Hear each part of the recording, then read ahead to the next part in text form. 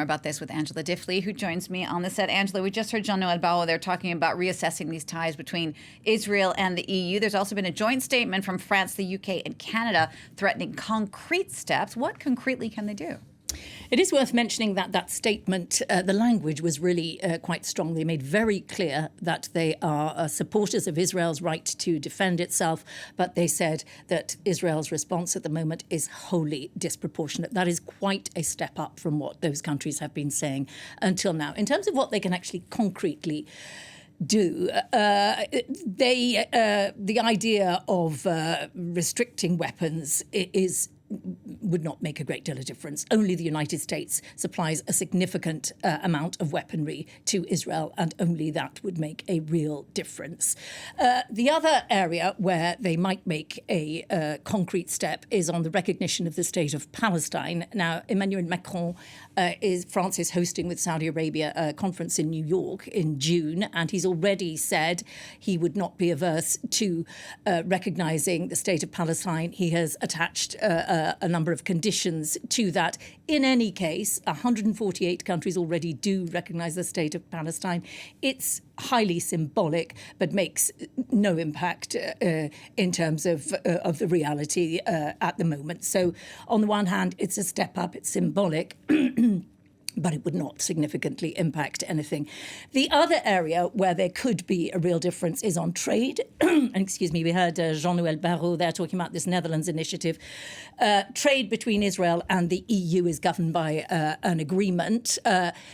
The EU is Israel's biggest trade partner, so that could make a difference. The issue there is that the EU is very divided on this. Ireland, Spain, Slovenia, very pro-Palestinian on these issues.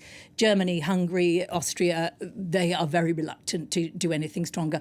I suspect, because Trump has said, not on my watch, I suspect that Netanyahu will move to make sure that this humanitarian aid is speeded up and more effective very quickly. So how is Israel reacting to all of these different statements from around the world?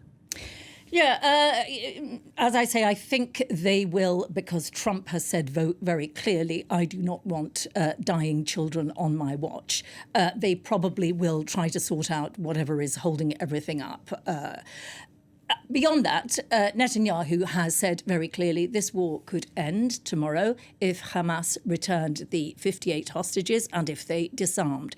He has also said recognizing the state of Palestine would be a very fine reward for the genocidal attack, he said, on October the 7th. So he's come out very strongly against this European and UK, Canada, these words from all of those countries.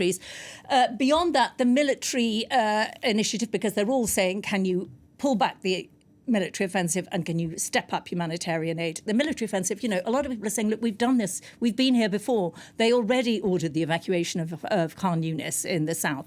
That happened in 2024. Why is it happening all over again? Why didn't it work the first time? The Israelis say we are trying to establish control of Gaza completely so that we can stop aid being stolen by Hamas.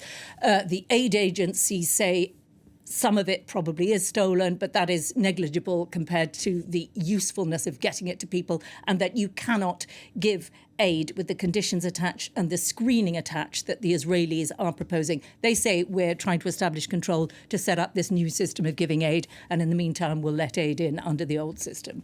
Angela, thank you for that. France 24's Angela Diffley.